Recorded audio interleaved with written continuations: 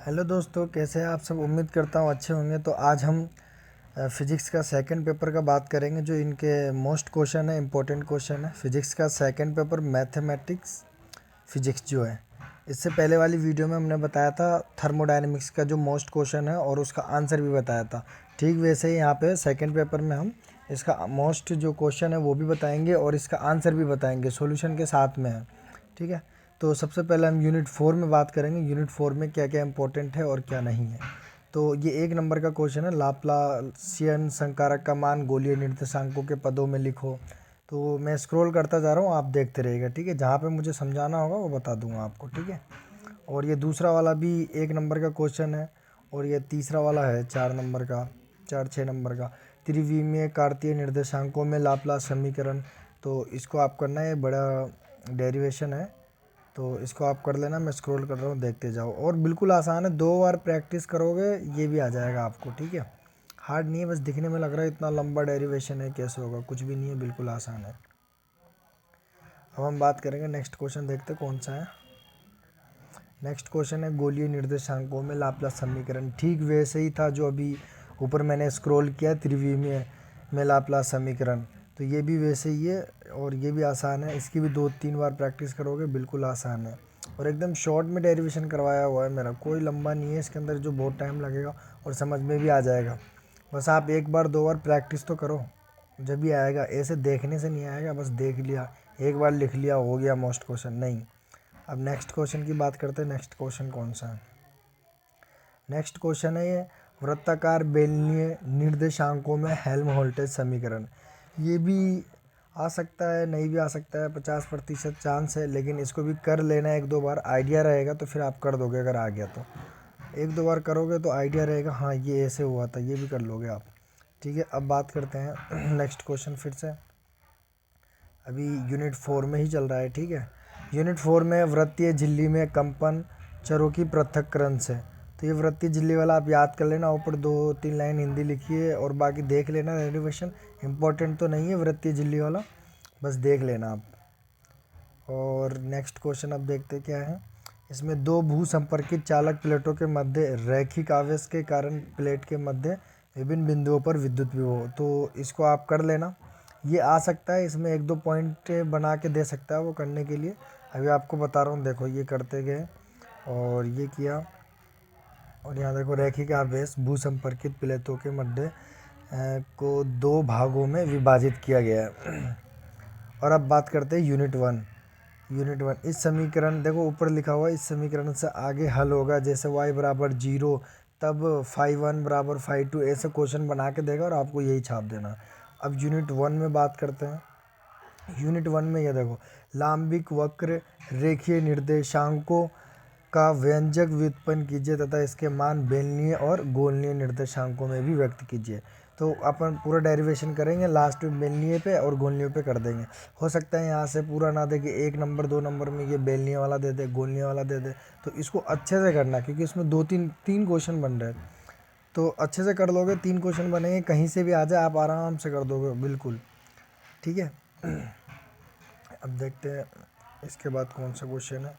देखो वही है, उसी में यहाँ तक तो वो वाली डेरिवेशन हो गया। अवकल संकारक और बेलनीय निर्देश तंत्र में 1 पेज का होगा, इससे ज़्यादा नहीं होगा बेलनीय निर्देश तंत्र। और ये रहा गोलीय निर्देश तंत्र, इसलिए मैं कह रहा हूँ इसको अच्छे से कर लेना। 3 क्वेश्चन बन रहे 1 क्वेश्चन करने पर। ठीक है, और सिद्ध करो कि गोलीय निर्देशांक तंत्र में लांबिक होता है, एकांक सदिश के भी मान ज्ञात कीजिए। तो ये चीज़ है, अभी आपने किया था। तो ऊपर मैंने यहाँ से देखो ये तीर का निशान बनाया, लाइन खींच के कि यहाँ तक करो और फिर एकांक सदिश। तो यहाँ तक करना, एकांक सदिश की परिभाषा से सीधा डायरेक्ट कर देना है इस क्वेश्चन को। ठीक है, बिल्कुल, और छोटा सा ही है। और ये एक क्वेश्चन है, डेरिवेशन नहीं है, ये क्वेश्चन है। लांबिक वक्र रेखीय निर्देशांकों के लिए सिद्ध कीजिए तथा इसका मान बेलनीय और गोलनीय निर्देशांकों में ज्ञात कीजिए। देखो एक ये आएगा जे, ये जे मतलब है जैकोबियन। तो जैकोबियन और H1 H2 H3 बराबर में आएगा, इसको करना है आपको। तो कुछ भी नहीं है, माना 3 सदिश ए बी और वे सी है, ये सबका मान लेंगे। बिल्कुल मैंने शॉर्ट में किया, इसमें 5 से 6 स्टेप मैंने रोका है, डायरेक्ट किया है, क्योंकि आप यार सेकेंड ईयर में हो, समझ जाओगे। ठीक है, ऐसा नहीं है कि 12वीं में हो 11वीं में हो नहीं समझोगे, बिल्कुल। तो इसको करने के बाद लास्ट में इसमें क्वेश्चन में दो चीज़ें हैं, वो अभी दिखाता हूँ आपको। ये क्वेश्चन किया और ये क्वेश्चन हो गया, देखो ये देखो H1 H2 H3 जैकोबियन। तो यहाँ मैं भूल गया था उसको करना, तो यहाँ मैं नीचे दिखाया हूँ आपको। देखो गोलीय रेड पेन से लिखा हो, गोलीय निर्देश तंत्र में क्या होता है, H1 का मान 1 होता है, H2 का मान R होता है, H3 का मान R sin थीटा होता है। तो बस जो H1 H2 H3 था बराबर में उसके जगह पुट कर दो, ये आ गया। और बेलनीय निर्देश तंत्र में H1 का मान 1, H2 का मान रो और H3 का मान, तो इसको H1 H2 के जगह पर रख दो और ये हो गया। बिल्कुल एक लाइन में आंसर है। और यहाँ पे मैंने लिखा है जो जैकोबियन और डिराक डेल्टा फलन को पढ़ो, गुणधर्म सीखो और फिर प्रश्न ज्ञात करो। तो डिराक डेल्टा को परिभाषित कीजिए तथा उसके 5 गुणधर्म लिखकर सिद्ध कीजिए। तो आपको क्या है, जैकोबियन में तो वही आएगा और एक दो हो सकता है तो गुणधर्म दे दे, नहीं तो नहीं। लेकिन डिराक डेल्टा के क्वेश्चन आएंगे आपको, क्वेश्चन भी आ सकते हैं, गुणधर्म भी आ सकते हैं। तो यहाँ से देखिए डिराक डेल्टा ही पहले किया है, सिद्ध करो। ये क्वेश्चन है एस डैश है माइनस का एक्स है और बराबर में माइनस का एस डैश एक्स है, ठीक है। तो इसको ऐसे सिद्ध करना, देख लेना, बिल्कुल आसान आसान है, छोटा छोटा। ये देखो, और ये क्वेश्चन है, ये भी इम्पोर्टेंट है। और मैंने सब लिख के हिंदी में बताया कि कहाँ पे कौन कैसे आया नहीं है, देख लेना। कुछ 3-4 क्वेश्चन होंगे डिराक डेल्टा के, गुणधर्मी होंगे। देखो सिद्ध करो, ये क्वेश्चन है, एग्ज़ाम में बार बार आए हुए हैं। जैकोबियन के गुणधर्म भी बता दिया हूँ, इम्पोर्टेंट तो नहीं है, गुणधर्म नहीं देता है क्योंकि बिल्कुल आसान है, तो इतना भी आसान नहीं देगा। लेकिन एक नंबर में पूछ ले जैकोबियन के पहला गुणधर्म में दूसरा गुणधर्म बताइए, या कोई भी एक दो गुणधर्म लिखिए तो आपको लिख देना है, ठीक है। जैकोबियन हो गया, जैकोबियन का ये दूसरा है और जैकोबियन का ये तीसरा है और एक और होगा ये रहा, बस जैकोबियन का हो गया। अब यूनिट 3 है दोस्तों। यूनिट 3 में क्या है कि हर्माइट और लेजेंड्र हर साल तो आते हैं, आप पेपर में देखना, पेपर उठा के हर साल आपको ये लिखा हुआ मिल जाएगा हर्माइट और लेजेंड। लेकिन आपको ये नहीं पता हर्माइट और लेजेंड में बहुत सारे गुणधर्म है, टॉपिक है, तो बहुत ही लंबा है ना। और कईयों को समझ में भी नहीं आता करने के बाद कौन से क्वेश्चन कहाँ से आएंगे नहीं आएंगे। तो जिनको अगर ये यूनिट अच्छे से आती है उनके लिए तो ठीक है, वो कर लेना, मोस्ट क्वेश्चन देख लेना, अपने हिसाब से कर लेना। लेकिन अगर जिन्होंने अभी तक कुछ भी नहीं पढ़ा है, सिर्फ इम्पोर्टेंट क्वेश्चन पढ़ना चाहते हैं, तो यूनिट 3 को पेपर सेकंड में छोड़ दो, ठीक है, बिल्कुल छोड़ दो। बाकी जो क्वेश्चन मैंने बताया ना वो पढ़ लो, 100% पेपर अच्छे नंबर से जाएगा आपका, ठीक है। अब ये यूनिट 2 है। अब यूनिट 2 में बात करेंगे जगत रेखा है, विश्व रेखा है या अनुदैर्ध्य और वे अनुप्रस्थ डॉपलर प्रभाव की विवेचना कीजिए। ये क्वेश्चन आपको करना ही करना है दोस्तों, कहीं से भी मिस नहीं करना, बिल्कुल आसान है। 1-2 बार प्रैक्टिस करना है इसके अंदर तो आपको समझ में आ जाएगा डॉपलर प्रभाव और ये अनुदैर्ध्य वाला। और ये लॉरेंज रूपांतरण समीकरण है, तो इसको एक बार कर लेना, आएगा तो नहीं लेकिन इसको 2-3 बार कर लेना इसको भी। और ये क्या है, मतलब आपको पहले से भी आता होगा ये लॉरेंज रूपांतरण समीकरण, इसमें आप करोगे एक बार समझ में आ जाएगा कहाँ पे कौन सा मान कैसे रखा हुआ है, नहीं रखा हुआ, बिल्कुल इसमें कुछ भी समझाने की ज़रूरत नहीं है। और अब आते हैं चौथा, सिद्ध कीजिए कि चतुर्विम बल और वे चतुर्विम वेग लांबिक है, लॉरेंज बल को ये सह प्रसार रूप से व्यक्त है। इसमें भी देखना दोस्तों कि क्वेश्चन देखो, मैंने ब्लू पेन से ये बॉक्स बनाया, चतुर्विम बल पूछ सकता है कि चतुर्विम बल क्या है इसको समझाइए और चतुर्विम वेग पूछ सकता है। तो इस क्वेश्चन को आप अच्छे से रट लो, इसमें भी 2-3 क्वेश्चन बनेंगे।